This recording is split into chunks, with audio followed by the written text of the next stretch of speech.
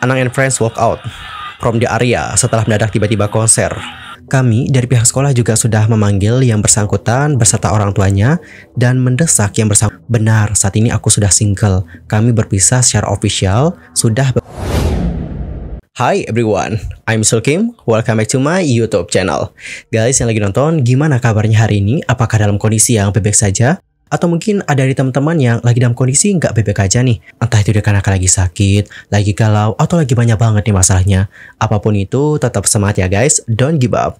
Fighting! Teman-teman, di video kali ini kita bakal bahas dan juga bincang-bincang soal informasi yang lagi ramai banget diperbincangkan oleh netizen Indonesia. Dan langsung aja yuk kita mulai dari topik pertama. Di topik pertama kita bakal bahas tentang bagaimana Anang Hermansyah yang disebut walk out setelah disoraki satu stadion usai timnas Indonesia menang. Anang Hermansyah mulai kritik nih guys dikarenakan penampilannya usai laga timnas Indonesia versus Filipina yang berakhir dengan kemenangan untuk timnas Indonesia dengan skor 2-0 di GBK Jakarta pada hari Selasa tanggal 11 Juni 2024. Nah di sini banyak netizen yang menyebut bahwa penampilan Anang itu seperti merusak momen perayaan kemenangan tersebut dengan nyanyiannya yang dianggap tidak tepat waktu atau timingnya nggak tepat. Anang bersama dengan sang istri yakni Ashanti dan penyanyi lainnya tiba-tiba muncul di pinggir lapangan setelah laga kualifikasi Piala Dunia 2026 zona Asia tersebut selesai. Anang and Friends membawakan lagu Kebiar-Kebiar dan Rindu ini milik Warna. Sontak saja nih guys, kemunculan mereka membuat publik menjadi terkejut dan gak sedikit yang beranggapan bahwa mereka merusak suasana dan juga momen sakral. Pasalnya ya teman-teman, seharusnya timnas Indonesia itu merayakan kemenangan dengan menyanyikan lagu Tanah Airku atau lagu Indonesia Pusaka bersama dengan para supporter. Dan sekarang coba kita lihat ya bagaimana video-video yang sudah dibagikan oleh para netizen di sosial media. Untuk pertama kita lihat video dari Adam yang dibagikan di X. Di sini untuk Adam menuliskan, Anang Ashanti musiknya diputus dan walk out gara-gara dibu satu stadion. Dan oversang by the audience yang nyanyiin Indonesia Pusaka. Oke, coba kita lihat.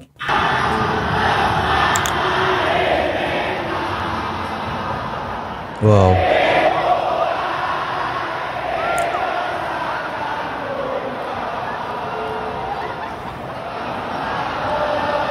Lindung di hari itu. Oke. Itu ada yang bilang bu ya tadi. Oh ini yang workoutnya. I see. Dan ini yang versi dekatnya teman-teman. Sumbernya dari akun TikTok. Nanti bisa di follow ya. Oke, Anang and Friends walk out from the area setelah mendadak tiba-tiba konser. Padahal awalnya udah nyanyi lagu kebangsaan, tiba-tiba nyanyi lagu romansa. Oke, itu walk out ya guys. Emang nggak tepat sih timingnya, bener sih. Ku yang ku cintai, engkau ku hargai. Alright, jadi seperti itulah bagaimana momen ketika Anang walk out dan kemudian disambung oleh para supporter yang menyanyikan lagu kebangsaan. Dan sekarang coba kita lihat ya seperti apa komentar-komentar dari netizen Indonesia. Yang pertama ada yang komen, udah bener kelar match itu pemain nyamperin supporter dinyanyiin Indonesia Pusaka, malah pakai ada artis nyanyi segala kayak hiburan acara kantoran. Yang idein Anang and Friends itu harus dipertanyakan sih idenya. Sebenarnya kalau berdua jadi lead buat nyanyi bareng Indonesia Pusaka sih nggak apa-apa ya, malah keren kan tuh. Nah ini kalau bawain lagunya mereka agak lain nggak sih? Ide siapa coba ngeganti momen nyanyi bareng Indonesia Pusaka buat pemain yang selalu ditunggu-tunggu, malah jadi ajang asik sendirinya Anang dan kawan-kawan. They are also the victim man. Biasanya kan nyanyi Tanah Airku ya. Kan itu yang ditunggu sama pemain dan juga supporter. Apalagi momennya tepat nih, lolos ronde 3. Lagian siapa sih yang ingin dibuat Anang nyanyi-nyanyi lagu lain, momennya kurang pas.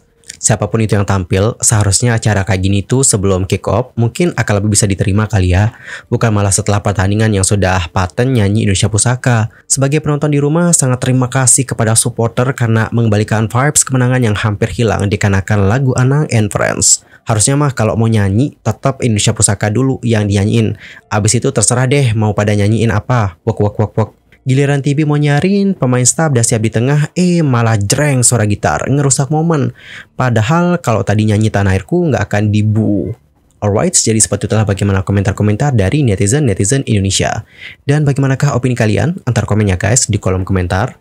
Sementara itu untuk Ashanty sudah menceritakan nih teman-teman bagaimana awal mulanya kenapa mereka bisa tampil di acara tersebut. Melalui Instagram story-nya, Ashanty menuliskan, waktu tanggal 6, Antar Arsya jadi pendamping Garuda ditanya, mau nonton nggak Indonesia Filipina? Mau banget dong. Terus ditanya, sekalian nyanyi ya 2 lagu kebangsaan, 1 lagu Mas Anang yang beat. Langsung jawab, siap, hehehehe. Demi timnas Indonesia, berdoa banget nanti malam Indonesia menang. Alright, jadi seperti itulah bagaimana awal mula kenapa Anang and Friends bisa tampil di acara tersebut. Jadi memang mereka itu diminta teman-teman untuk menyanyikan lagu. Dan untuk sekarang netizen bertanya-tanya nih teman-teman, siapa sih yang membuat ide tersebut? Enough untuk berita pertama dan kita akan move ke informasi yang berikutnya. Kita bakal bahas tentang bagaimana segerombolan gadis ABG yang mengejek tentang kondisi anak-anak di Palestina. Jadi guys, ceritanya tuh kayak gini. Ada sebuah video yang diunggah oleh Bang Onim yang merupakan pendiri Nusantara Palestina Center melalui akun Instagram pribadinya pada hari Senin tanggal 10 Juni 2024 yang lalu. Dalam captionnya, Bang Onim ini merasa geram dengan bagaimana aksi dari gadis-gadis ini yang seperti meledek atau mengejek tentang kondisi anak-anak di Palestina. Lebih lanjut, Bang Onim menuliskan, "Gak etis banget, Dek. Bilang gak peduli, maka bijaknya diam sudah cukup. Semoga diberi hidayah oleh Allah." Dan untuk lebih jelasnya, mari kita simak ya seperti apa video yang dimaksudkan.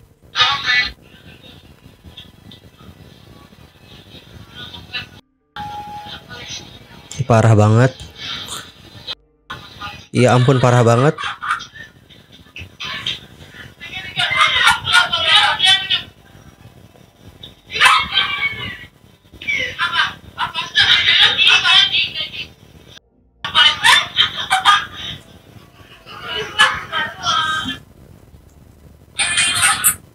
Coba.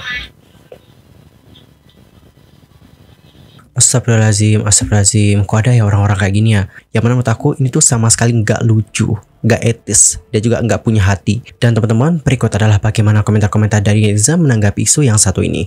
Yang pertama ada yang komen kayak gini, base pengalaman orang-orang kayak gini nggak bisa diajak diskusi sih. Mau dijelasin secara historikal, hukum internasional, moral dasar atau agama, tetap pro-Zionis, entah antara dikarenakan Islamofobia atau tuntutan doktrin. Kebencian sudah ditanamkan sejak dini. Bisa jadi didoktrin oleh seseorang yang harusnya menjadi panutan sih. Atau bisa jadi terdoktrin oleh perilaku-perilaku netizen sosmed yang so edgy, yang rasa keren ketika melawan arus atau beda dengan kebanyakan orang.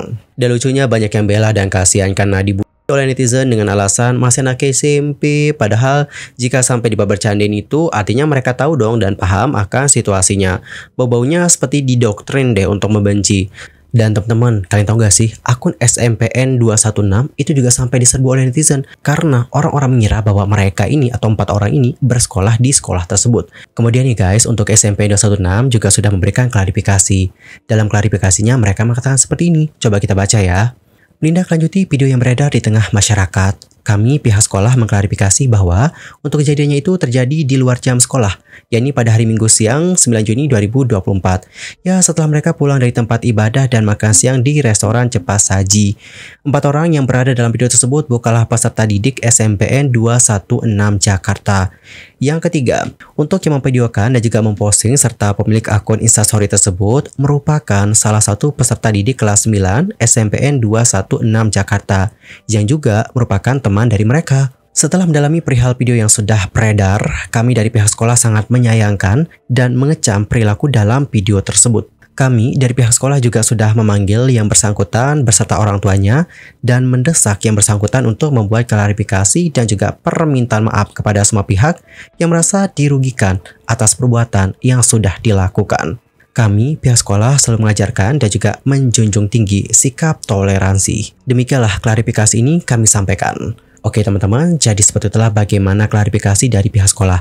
Yang mana intinya adalah mereka di sini mengatakan bahwa untuk mahasiswa yang ada dalam video tersebut itu bukanlah siswa mereka. Namun untuk siswa yang merekam dan juga mempostingnya itu adalah siswa mereka guys. Dan mereka juga sudah meminta untuk pihak yang bersangkutan memberikan klarifikasi dan juga permintaan maaf begitu. Sementara itu, beberapa netizen juga sangat menyayangkan tentang beberapa perilaku ataupun tindakan yang dilakukan oleh netizen lainnya. Mulai dari perilaku doxing sampai ada yang meminta agar mereka-mereka yang ada dalam video tersebut untuk di drop out. Banyak yang menyayangkan hal tersebut karena menurut mereka tidak seharusnya seperti itu. Dan guys, bagaimanakah pendapat kalian akan hal yang satu ini? Antar komennya di kolom komentar. Ya, kita harapkan semoga untuk permasalahan-permasalahan seperti ini tidak terjadi lagi di masa depan. Semoga ini menjadi pembelajaran bagi semua orang.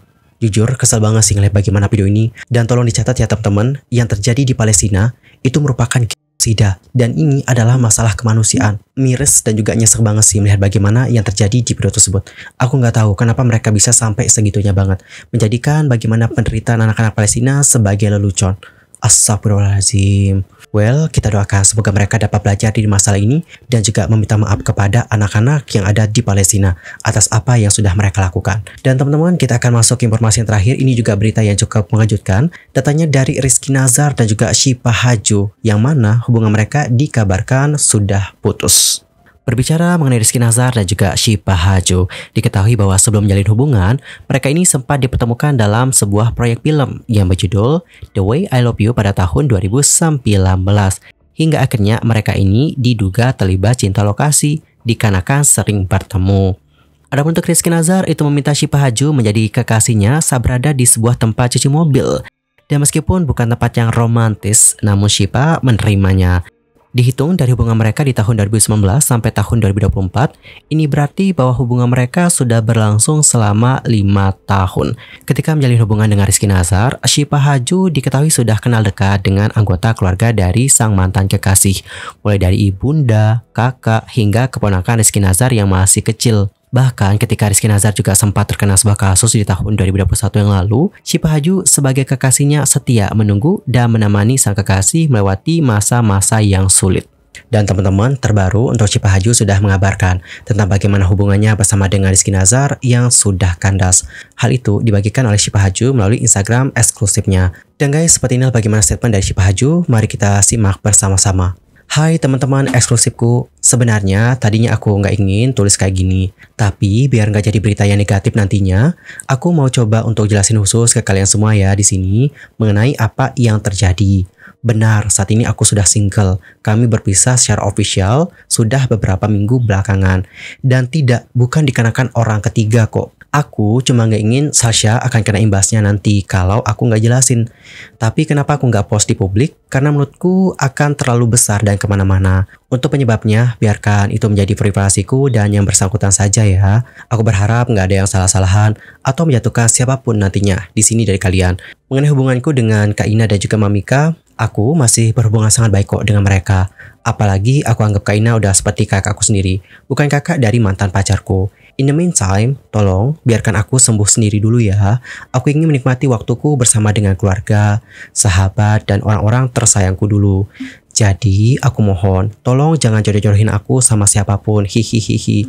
Aku nggak berniat untuk mencoba atau membuka hati untuk siapapun dalam waktu dekat ini. Mungkin, bila waktunya tiba, biar Allah saja yang tunjukin jodoh aku buat aku nantinya. Kapanpun, buat waktu yang Allah pilih buat aku. Untuk sekarang, aku pengen fokus kerja, kuliah, main sama kucing-kucingku, dan doing things that makes me truly happy. Alright, jadi seperti itulah bagaimana statement dari Syifa Haju, yang mana di sini mengatakan bahwa hubungannya bersama dengan Rizky Nazar itu sudah berakhir. Dan meskipun hubungan mereka sudah berakhir, hubungan antara Syifa Haju dan juga keluarga dari Rizky Nazar seperti Kak Ina dan juga Mamika itu masih baik kok guys. Dan di sini untuk Syifa Haju menegaskan bahwa ini itu tidak dikarenakan orang ketiga, nggak sama sekali guys. Dan usai melihat bagaimana kabar yang satu ini, netizen Indonesia lantas memberikan support kepada Syifa Haju. Dan bahkan nama Syifa Haju juga menjadi topik trending di Twitter. Dan teman-teman, gimana nih reaksi kalian usai mendengarkan kabar yang satu ini? Antar komen ya di kolom komentar. Anyway, cukup sekian untuk hari ini. I'm Sulkim pamit dan aku juga mohon maaf jika ada kesalahan, baik itu dalam ucapan, sikap, tindakan, dan mungkin ada kesalahan informasi. Mohon koreksinya ya guys. Sampai jumpa semuanya dan selamat beraktivitas. Goodbye everyone. Bye-bye.